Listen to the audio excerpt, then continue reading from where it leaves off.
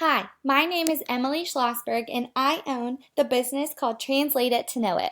I'm an advertising executive and business CEO of a startup called Translate It to Know It. I received my bachelor's degree in communication and a minor in tourism management from Texas A&M. So, you must be thinking, does this apply to you? Let's find out. Have you ever been to a foreign country where the language barrier is so great that you can barely even make it home from the airport? How are you going to plan the next 7 days of your trip in a land that doesn't speak your language and assume you'll be able to eat, get an Uber, or even find a public restroom? With our app, Translate It to Know It, you will be able to communicate with waiters, taxi drivers, and other foreign speaking citizens by speaking into your phone and having your phone translate into the appropriate language. You will even be able to take a picture of a sign or phrase that the app can translate as well. With Translate It to Know It, say goodbye to arriving at the wrong destination, eating something you didn't order, and having to navigate the maps in a language you can't understand. So go ahead, let us translate it so that you can know it. So the idea behind the app is to implement ways to eliminate language barriers, as well as to connect with people and form relationships with those that are inhibited by language barriers. So the innovation is actually an app, and you can take pictures in anything in a foreign language and have the app translate it back. You can also speak into the app in one language, and the app will translate out loud in the language you prefer. You can let the app know if you're taking a picture of a menu or using public transportation, anything like that. Some of the great features is that it's easily downloadable, cost-friendly, convenient to bring with you, and it's iPhone and Android compatible. This is a process need innovation because it currently does not exist, but there is a need for it to exist. Translate It to Know It will be found in 2 locations. It'll be found in Houston and in the online store. So why Houston? It's an international city. It has one of the largest airports that flies internationally. And this business is primarily English, even though we're reaching out to other languages. We bring in the online component to make it easier and convenient for our customers who are not in Houston but are using this app in other places. The legal organization is a sole proprietorship owned by me, and 3 of our regulations. The first one is intellectual property ownership and protection. This is important because this is purely online based as an app, and so we need to have that regulated and secured.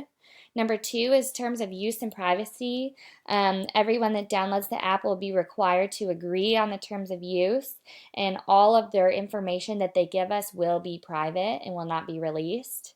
And lastly, will be international business. This is extremely important when working with other countries overseas with something that is making money. So the international trade compliance, other countries' taxes, and the fact that this will be an international property are all 3 important things that will need to be regulated under international business. So we have 3 categories of risks. There are functional risks, market risks, and copyright risks. So functional risk could be anything from the app not opening. You either need to be connected to Wi-Fi or data. Sometimes that's hard in a foreign country. When you don't have data, you'll have to pay for that. Your phone just could die and you could be left without it. Market risks, our marketing analysis could be off. We could misrepresent our target market and just not be having the right marketing plan in place. Some copyright risks, we just need to make sure we have our logo on everything. Kind of going back to the intellectual property, we need to make sure that's ours and that it's not easily hackable or people not easy to steal. The management structure is a mechanistic structure. So the owner and CEO reports to 3 people report to the owner and CEO. The marketing manager, the IT manager, and the language specialist. The marketing manager heads everything on the outside of the business, reaching to that target market. The IT manager writes the code and the content for the app, and the language specialist helps us just perfect all the languages and just recognize certain words on the app. So the market, so who we're targeting 18 to 50-year-olds, and I understand that is a very big range, but it's broken down into 3 categories. College students studying abroad, people traveling internationally for business, and then families on international vacations. We'll be targeting all races, ethnicities, and genders. How we're going to make this possible, we are going to use social media accounts. We are going to use the App Store to put ads on there, local Houston ads, internet ads, and advertise in international airports.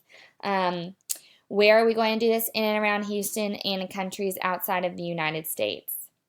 So here's a little bit of what our funding looks like, some of the startup funds. It costs $46,200 to create this app. We're going to borrow $150,000 through a long-term bank loan. So a third of that money will be used to create the app. Another third will be contributed to marketing, advertising, insurance, and regulation fees. The last third will be a buffer for anything that goes wrong. Here's a list of our income sources and expenses. It kind of just breaks down what a year would look like. And how are we going to get that money back? There will be in-app purchases of $3.99. So that is more successful in the long run and what we're looking at for a year, as opposed to the upfront costs. And 60% of this cost will go back to pay the loan. Thank you very much for your time, and I hope you will let us translate it so that you can know it.